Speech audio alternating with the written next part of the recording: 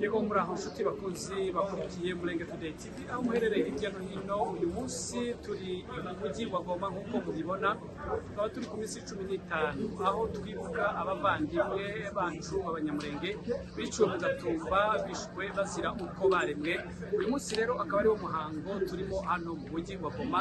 Rero nagira ngo uze kwirebera amajambo atandukanye yagiye afatwa n'abayobozi batandukanye, harimo umuhuzabikorwa wungirije wa AFC M23 Bertrand Bisimwa, hakabamo nanone umuhuzabikorwa cyangwa se coordinateur politique Corneille Nanga, aho bagiye bavuga ibintu bitandukanye ndetse n'abandi bayobozi batandukanye. Rero reka mwihere ijisho murebe uko byari bimeze, dukomeza kwihanganisha abavandimwe barokotse mu Gatumba, abaresikape, tubabwira ngo ejo ni heza, Imana iraje ibigenze neza, kandi na AFC M23 MRDP twirwane. Ugire ibihe byiza, reka mwirebere uko byari bimeze.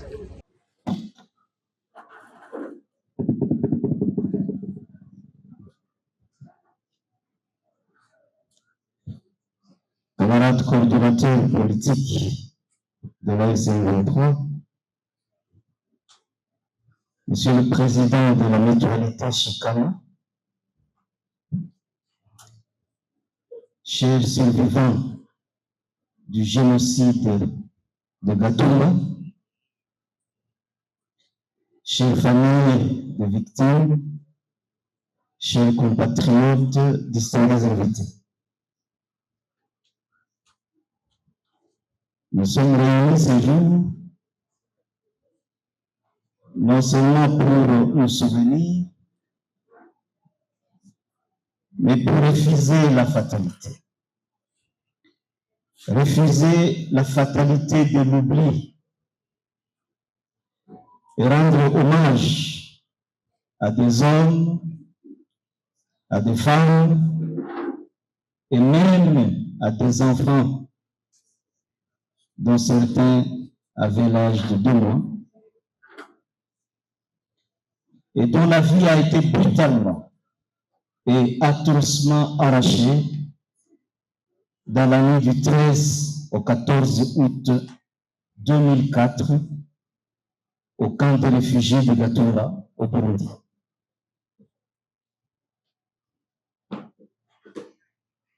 En mémoire de toutes ces victimes,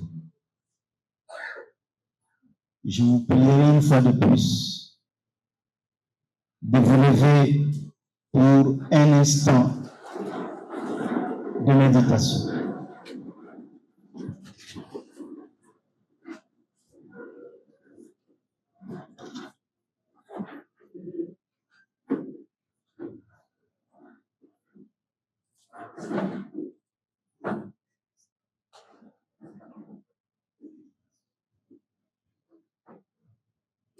Je vous remercie. 22 ans après, Gatumba devient une blessure payante. Une blessure dans les familles, une blessure dans la mémoire des survivants, une blessure dans notre conscience collective. Une interrogation reste adressée à notre humanité. Comment des personnes qui avaient fui les massacres dans leur propre pays, ils ont fui la guerre dans leur propre pays, ils ont fui l'insécurité dans leur propre pays, se sont réfugiés dans un pays où ils croyaient avoir la protection et la sécurité, ont été atrocement massacrés. Cette question demeure, elle nous interpelle, elle nous oblige. Elle donne à cette commémoration une signification au-delà de toute signification et dépasse le simple souvenir.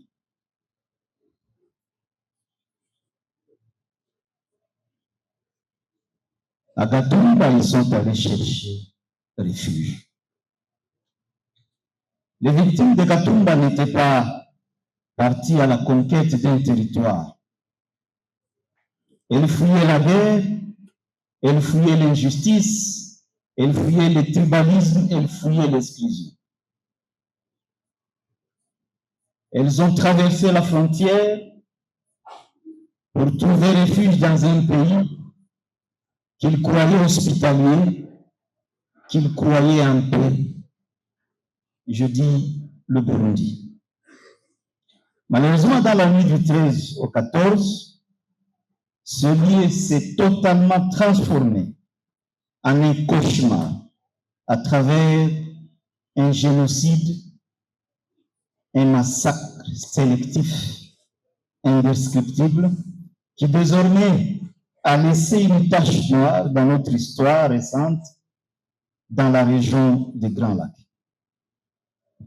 Des hommes et des femmes ont été tués, brûlés vifs dans leurs abris, des enfants ont été égorgés et des abris ont été incendiés. Des familles entières ont été décimées pour ce qu'ils sont. Une identité était en passe d'être effacée par des assaillants venus d'un autre pays. Traversant la frontière, non pour aller voler, mais pour tuer, pour éliminer, pour anéantir toute une communauté, pour anéantir une identité, pour anéantir un faciès. Aujourd'hui, derrière les chiffres retenus par l'histoire, nous devons remettre des visages. Parce qu'un génocide ne peut jamais se résumer en une statistique. Chaque victime avait un nom. Chaque victime avait une famille. Chaque victime avait une histoire. Chaque victime avait des rêves. Chaque victime avait des droits, y compris le droit à la vie. Mais toutes ces victimes avaient aussi une identité communautaire. Ils avaient un faciès bien déterminé et nous leur devons cela. Notre première parole aujourd'hui s'adressera aux familles. 22 ans après, nous partageons votre douleur, votre amertume, votre souffrance. Nous n'oublierons jamais nos frères et nos sœurs morts ces jours-là. Notre deuxième parole s'adresse aux survivants. Grâce à Dieu, vous êtes parmi nous aujourd'hui. Soyez forts et gardez courage. Votre souffrance appartient désormais à notre mémoire collective et à notre quotidien. Notre troisième parole s'adresse aux générations futures. Si nous sommes encore vivants, c'est pour témoigner de la nécessité de bâtir une société où chaque fille, chaque fils trouve sa place. Vous avez votre place, non seulement parmi nous, mais en RDC, votre pays, notre pays. Gatumba ne doit jamais se reproduire. Nous disons plus jamais ça. Nos frères et sœurs ont été atrocement massacrés parce qu'ils étaient Banyamulenge. Parce que leur faciès était différent. Un état existentiel qu'ils n'avaient jamais choisi. Les Banyamulenge sont des frères congolais. Ils ont une terre en RDC. au même titre que les autres Congolais. Ils ont des villages, ils ont des localités, ils ont des groupements, ils ont des champs, ils ont des propriétés. Ils ont également un patrimoine culturel et historique qui fait la fierté de la République démocratique du Congo depuis des années. Vouloir réduire l'appartenance à la nation congolaise par la simple apparence physique équivaut à effectuer une lecture erronée, une lecture sélective, une lecture destructrice de la mémoire et de l'identité nationale. Mesdames, Messieurs, distingués invités, le génocide ne commence nullement par les armes. Le génocide commence par une simple pensée négative. Une pensée négative qui est traduite en des mots, en des actes. Il commence lorsque l'on transforme une identité en une accusation. Il prend corps lorsque l'on transforme une communauté voisine en une menace suite aux intérêts politiques obscurs. Il poursuit son chemin lorsque la haine est banalisée dans les discours politiques, dans certains médias, dans les espaces publics, voire dans les églises. Il se poursuit malheureusement par la stigmatisation. De la même manière que le péché conduit à la mort, la dite stigmatisation d'une communauté se concrétise par des qualificatifs qui mènent vers l'exclusion et le rejet de l'autre, voire son assassinat. Tenez, l'exclusion est la voie qui conduit vers la persécution. Après la persécution vient la violence qui, elle, n'est pas maîtrisée. Si elle n'est pas maîtrisée, elle mène de façon irréversible vers l'irréparable, comme ce fut le cas à Gatumba. Commémorer le génocide perpétré à Gatumba nous renvoie à une responsabilité que nous devons tous assumer. Celle-ci consiste dans le combat contre la haine et d'autres antivaleurs avant qu'elles ne produisent de nouvelles victimes. La lutte pour le vivre ensemble et le partage du patrimoine congolais ne doit pas se limiter à une simple bonne intention, mais elle s'impose comme un impératif moral et citoyen catégorique. Nous avons le devoir de dénoncer, de faire obstacle à toutes sortes d'appels, des appels à la haine, des appels à la violence, avant qu'ils ne se transforment en tragédie. Nous avons le devoir citoyen de nous opposer et de condamner toute forme de stigmatisation avant qu'elle ne se transforme en une politique dévastatrice. La RD Congo ne peut devenir une nation dans laquelle certaines communautés doivent constamment justifier leur appartenance nationale. On ne peut construire une république en distribuant des certificats de nationalité selon l'ethnie, selon la langue, selon le nom, selon les faciès ou selon la religion d'origine ou la région d'origine. Aucun Congolais ne peut être obligé à renoncer à son identité pour bénéficier d'une quelconque reconnaissance. De même, un Munyamulenge ne doit nullement renoncer à son identité pour démontrer sa congolité. Vous êtes des Banyamulenge, vous êtes des Congolais à part entière.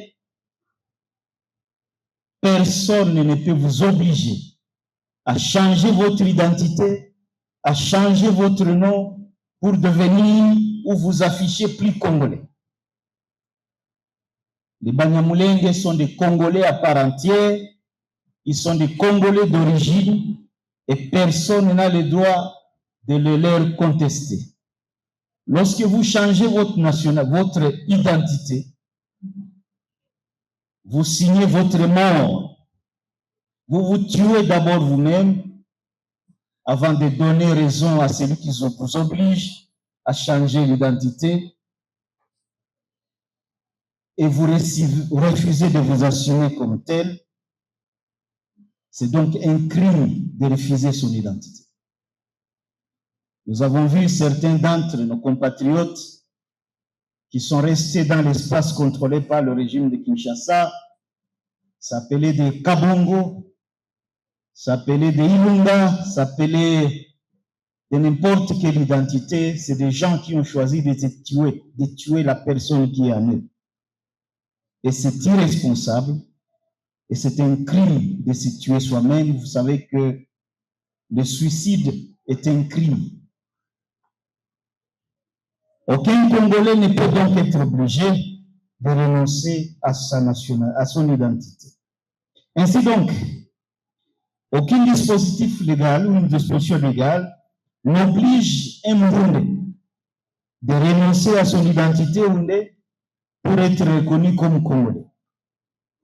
Il en est de même pour un Mfuliro, ou un Mbembe, un Munindu, un Murega, un Mushi, un Munande, un Hema, un Mukongo, ou tout autre Congolais qui ne doit jamais avoir à choisir entre son identité communautaire et son appartenance à la République. La République est aussi l'ensemble de toutes ces identités.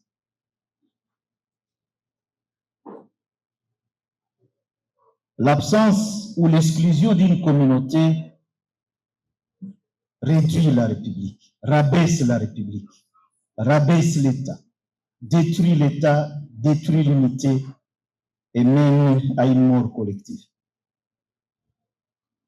L'absence d'un leadership visionnaire qui caractérise la gestion de la RDC depuis l'indépendance ne peut se justifier par l'exclusion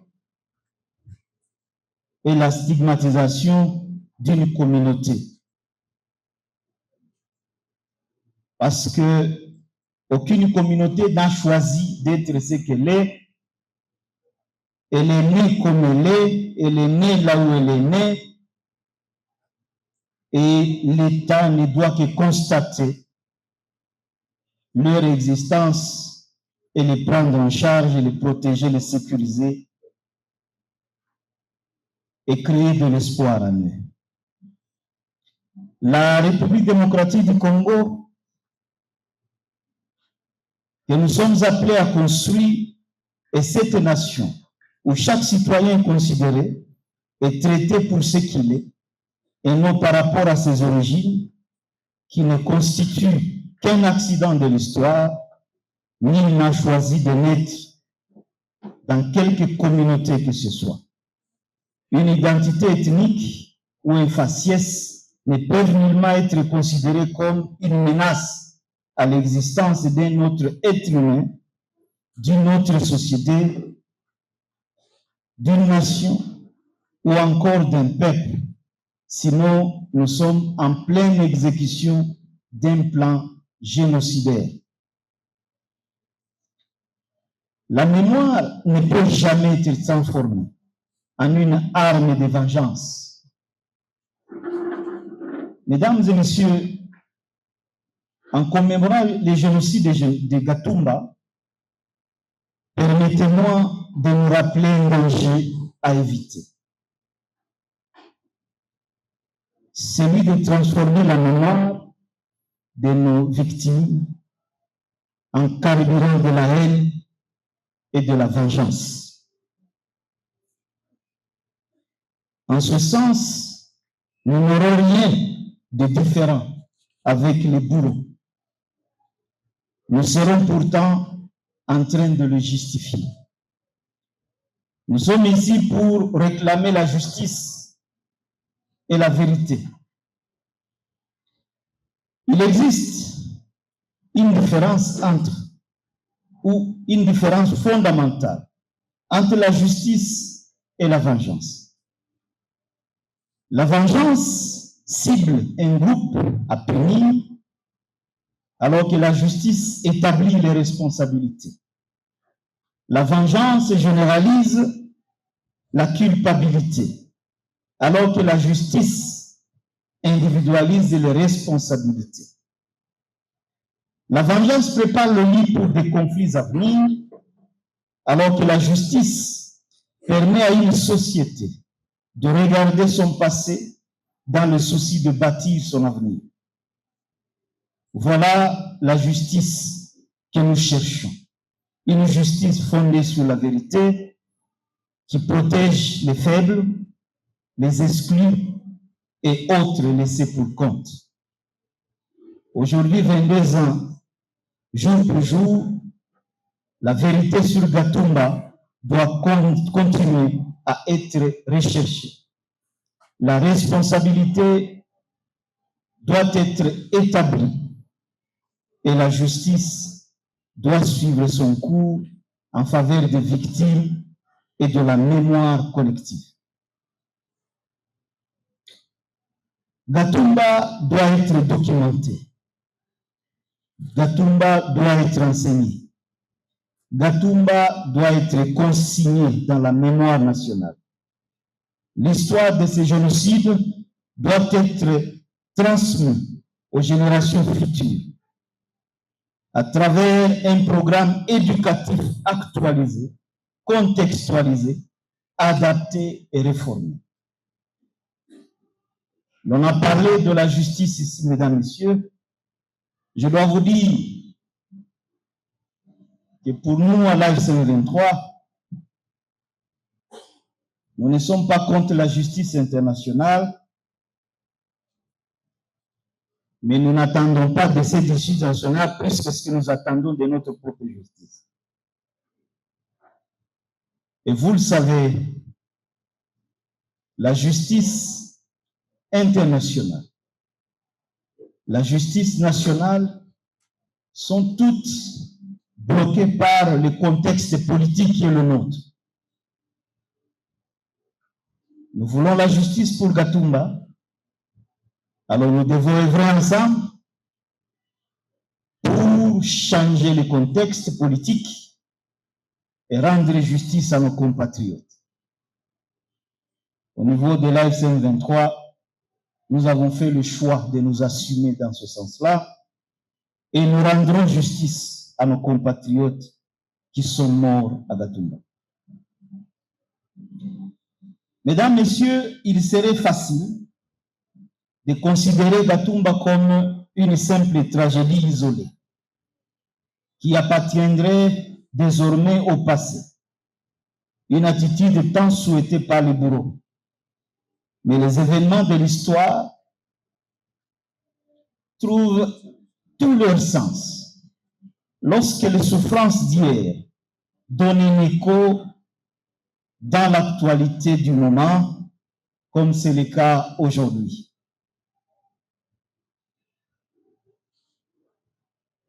Comme si Gatumba ne suffisait pas. Aujourd'hui encore, 22 ans après le génocide de Gatumba, l'armée burundaise, engagée militairement sur le territoire congolais, aux côtés des FARDC, aux côtés des milices sanguinaires transformées en patriotes Wazalendo, et les génocidaires FDLR mènent des opérations encore aujourd'hui autour de Minembwe, unitaire Banyamulenge. Cette coalition de la mort a organisé un blocus et un isolement contre les populations des plateaux de Minembwe et la menée des opérations militaires en bombardant quotidiennement et sans état d'âme des populations civiles, des innocents, des femmes et des enfants, imposant une situation sécuritaire et humanitaire extrêmement grave. Cette coalition sanguinaire a transformé la terre de Minembwe en un mouroir à ciel ouvert où les survivants des bombardements étaient soumis à une mort lente par la faim, le manque de médicaments, le manque d'eau et pire, le manque de tout autre produit de première nécessité, dont le sel, le sucre, le savon, etc. Notre organisation, la FC23, ne s'est pas seulement contentée de dénoncer. Cette politique d'épuration qui est menée par le régime de Kinshasa doit prendre fin. Notre organisation s'est engagée sur le terrain. Elle a mené des opérations afin d'éviter à Minembwe un second Gatumba. Nous rendons hommage à nos vaillants héros qui se sont sacrifiés, qui ont donné leur vie pour que la paix règne à Minembwe, pour que les vies soient sauvées à Minembwe. Mais une autre question demeure pertinente. Après Gatumba, devons-nous accepter que des populations appartenant à une même communauté se retrouvent une nouvelle fois confrontées soit à une menace d'extermination, soit contraintes à l'exil pour sauver leur vie? Pour nous, à la FC23, le risque de répétition d'un tel événement ne peut plus être banalisé. Il y va de notre responsabilité. Nous dénonçons ce que nous considérons comme une entreprise faisant peser une menace existentielle sur une population vulnérable et clairement identifiée. Notre position reste ferme.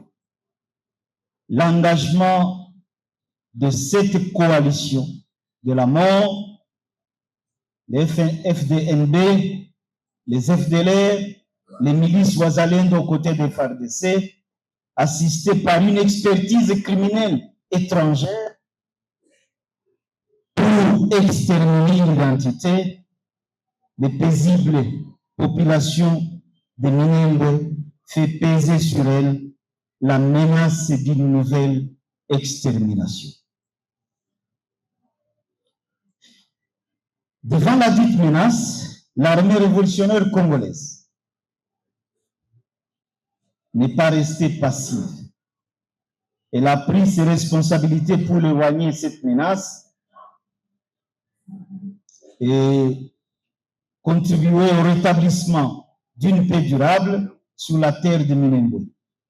Nos forces sont intervenues pour enfin barrer la route à la nouvelle boucherie humaine qui était déjà en cours d'exécution. Il était impérieux d'arrêter ce plan diabolique concocté par le régime de Kinshasa. Bien que l'initiative macabre ait été stoppée, plusieurs de nos compatriotes vivant dans les hauts plateaux ont injustement perdu la vie. Protéger une communauté ne signifie pas combattre les autres. Nul n'a le droit de dénaturer le sens de cette détermination. Protéger une communauté menacée ne veut pas dire la montée contre toutes les autres communautés. Le vivre ensemble a un prix. Et ce prix, c'est la tolérance mutuelle, c'est l'acceptation de l'autre dans sa différence. Notre combat consiste dans la protection de chaque Congolais et de chaque Congolaise, quelle que soit son ethnie, quelle que soit sa tribu, quelle que soit sa communauté d'origine, quelle que soit sa religion. Nous appelons de tous nos vœux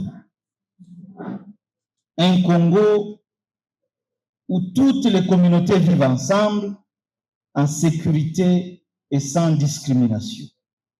Voilà pourquoi les situations dramatiques de Gatumba et de Minembwe nous interpellent la communauté internationale. Minembwe nous rappelle que le devoir de la vigilance demeure actuel. Gatumba et Minembwe revêtent une dimension universelle dans cette tragédie.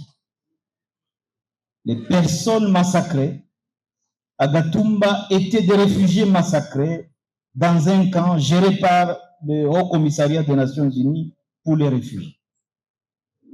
Malheureusement, un camp de réfugiés a servi de piège pour des personnes qui ne cessent de nous interroger.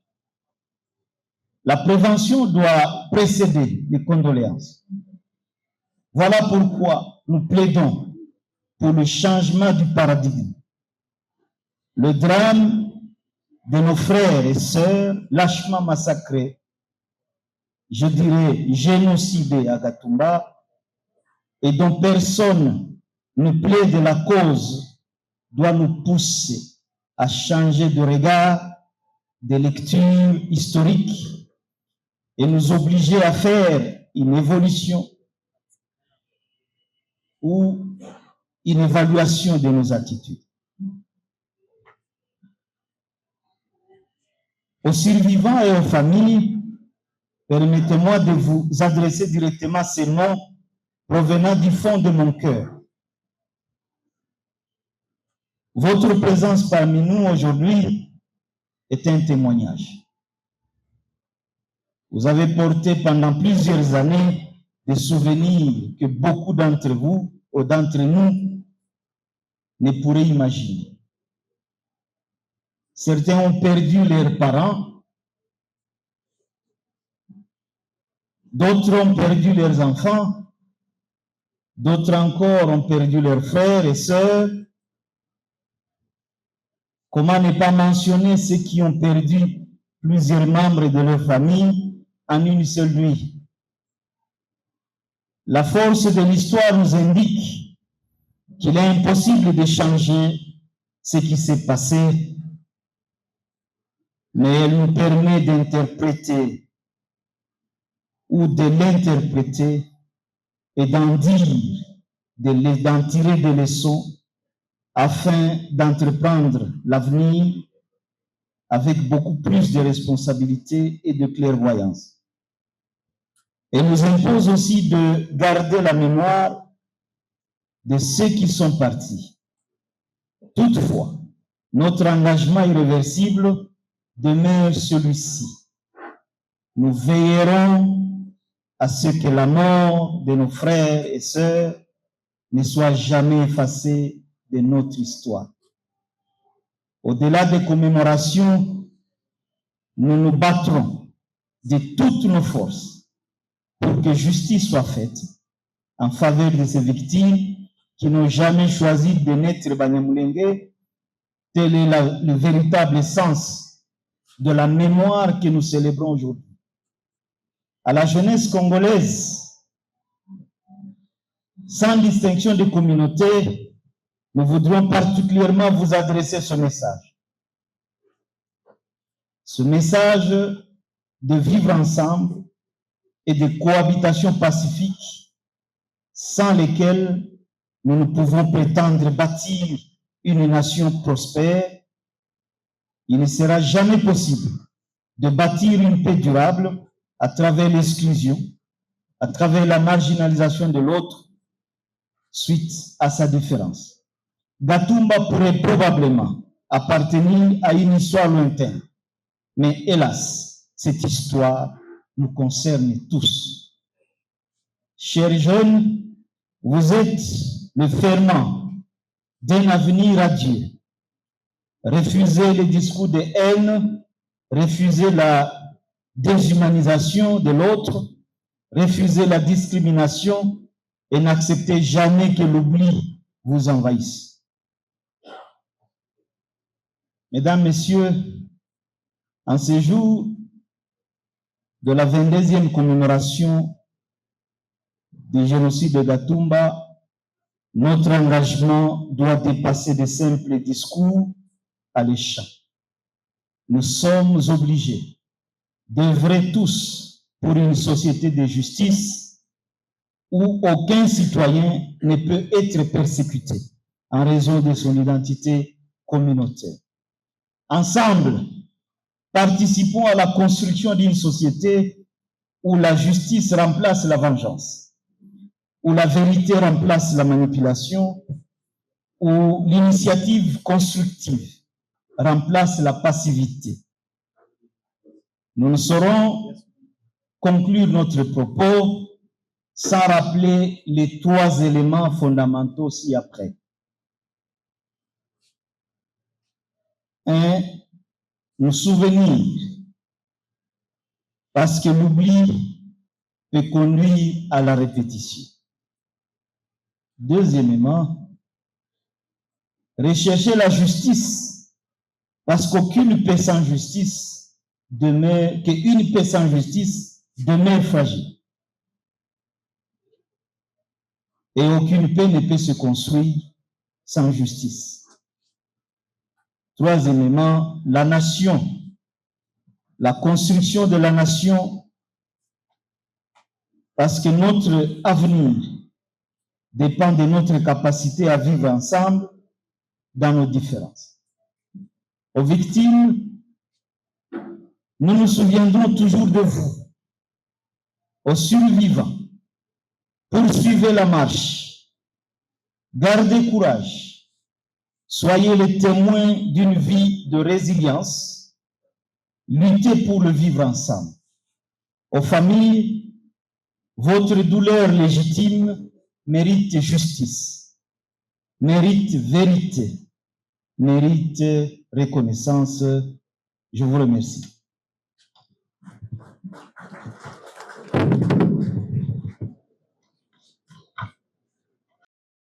Famille de victimes, survivants du massacre, chers notables des différentes communautés, distingués invités, très chers compatriotes,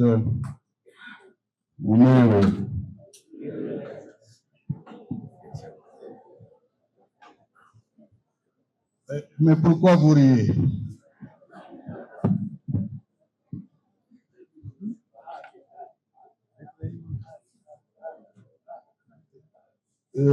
Je pense que le modérateur principal nous a interdit d'applaudir.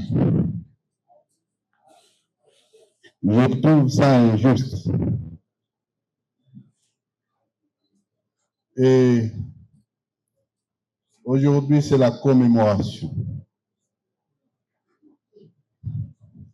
Et quand on parle de commémoration, nous nous souvenons de mauvaises choses, mais c'est aussi l'occasion pour nous armer, pour ne pas désarmer et nous battre. On n'a pas applaudi toute la journée, mais pour le petit mot que je vais donner, je vous demande d'applaudir à l'honneur de ceux que nous plairons.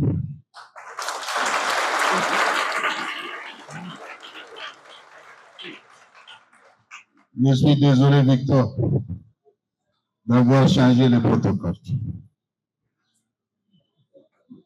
Tout a été dit et j'ai préparé un discours que je ne vais pas lire. Je vais le transmettre aux organisateurs pour en faire usage. Parce que si je lisais, je crains que je ne sois en train de répéter ce qu'on a commencé à dire depuis 22 ans. Et ce qui vient encore d'être dit au cours de cette journée. Permettez-moi néanmoins à l'occasion de cette commémoration de du 22e anniversaire de cette tragédie de Gatumba, juste vous dire 3 choses. La première, Gatumba est passé, les nôtres sont morts, arrachés de vie tragiquement. Nous ne les oublierons jamais. Et tout ce qui a été dit, ce qui reste notre responsabilité, je voudrais vous dire qu'on ait les yeux sur le rétroviseur pour voir et regarder Gatumba, mais que nous ayons plus les yeux fixés sur l'avenir. L'avenir, pourquoi? Parce que Gatumba, ou du moins l'esprit de Gatumba, s'est déplacé peut-être du Burundi, mais il continue à produire les effets au Congo, à l'est du Congo en général, mais surtout dans les moyens et hauts plateaux de Fizi, de Mwenga en général.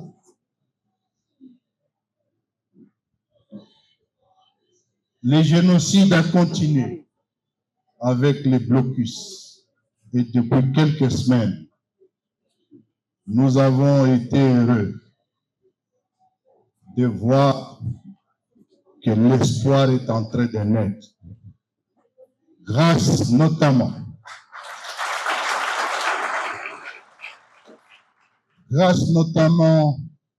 à la résistance locale, mais encore et surtout aujourd'hui, avec la jonction de nos forces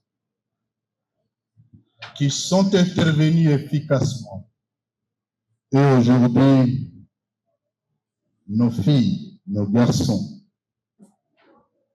nos vieillards, nos mamans nous ont transmis les messages qu'ils peuvent enfin commencer à songer dormir.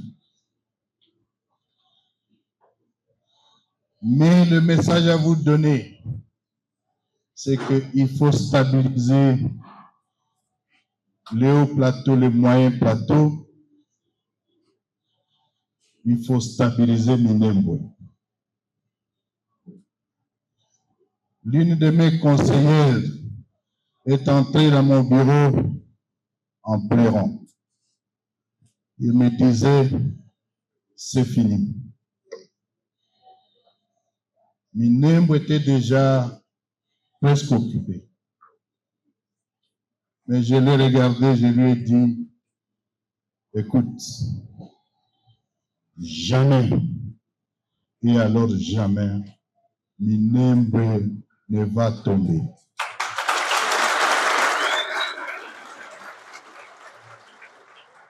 Et 4 jours après, nous n'étions pas seulement à Minembwe, mais nous étions au-delà de point zéro.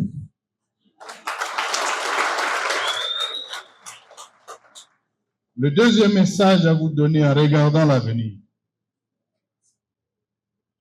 Minembwe, le haut plateau stabilisé, la sécurité du haut plateau, de Minembwe, de la communauté Banyamulenge, mais de toutes les autres communautés, Bembe, Bashi, Vira, Afuliro et autres,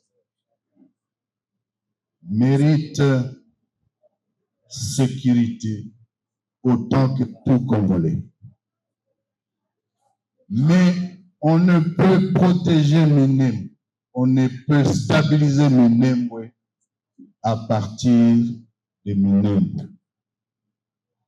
Le deuxième message, c'est donc le suivant. Mobilisons-nous. Fédérons nos forces et faisons que la stabilité des minimes soient désormais garantis. Non seulement à partir de Goma et de Bukavu, mais aussi à partir de Fizi, Baraka, Uvira,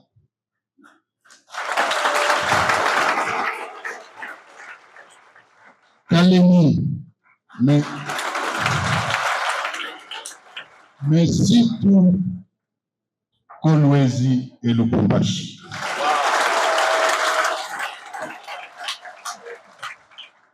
Et c'est aussi l'occasion de vous dire, vous attendez parler de l'AFC, M23, vous attendez parler de Twirwaneho, vous attendez parler de toutes les forces politiques. C'est vous dire, nous étions probablement séparés géographiquement. Nous sommes aujourd'hui unis physiquement et géographiquement. Et c'est notre responsabilité, à nous tous tels que nous sommes. Et c'est aussi la bonne mémoire que nous pouvons avoir aux victimes et de Gatumba et ceux qui se sont battus ce jour et qui sont tombés. Nous avons la responsabilité de fédérer toutes nos forces politiques pour en faire une seule force et faire une seule armée qui devra avoir le monopole de la violence et de la force, à même de garantir la stabilité et refonder l'État et créer la justice sans laquelle nous n'aurons pas un État. Enfin, troisième message, que Gatumba nous serve de lumière. Autant nous avons pleuré, autant les pleurs se transforment désormais en sourire et en rire. Autant nos deuils se transforment désormais en commémoration festive. Autant nos problèmes, nos discriminations, les injustices, l'exclusion qui a caractérisé le Congo nous servent désormais de base pour construire la nation congolaise où le vivre ensemble devient une réalité. Pour ce 22e anniversaire, je termine en rappelant ce que les éminents intervenants devant moi ont dit. Justice sera rendue contre ceux qui ont tué, ceux qui ont massacré à Gatumba.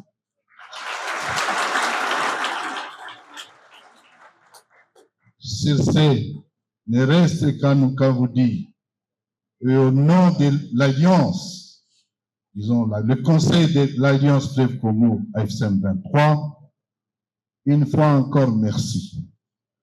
Vous dire merci pour ce temps.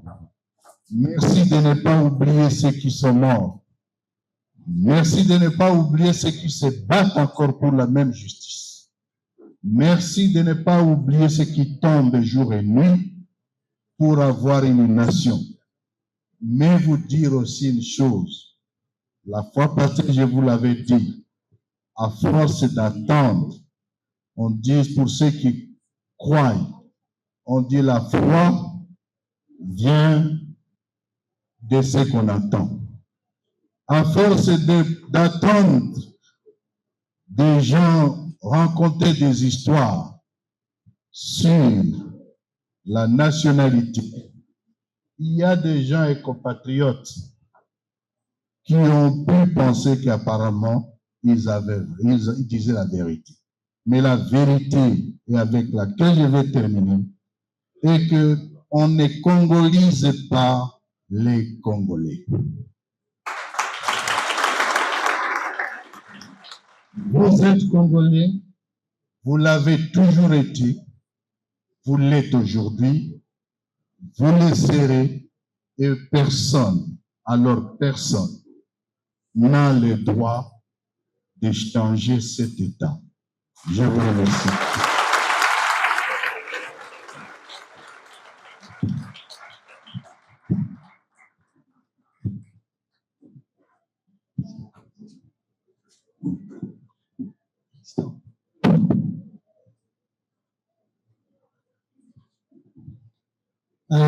Nous sommes à la fin de notre journée de commémoration.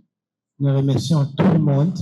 Et je vais demander à l'Assemblée de rester assis pendant que les autorités sortent. Et avec ça, nous vous disons merci et merci pour votre participation à la commémoration de cet après-midi. Excellence.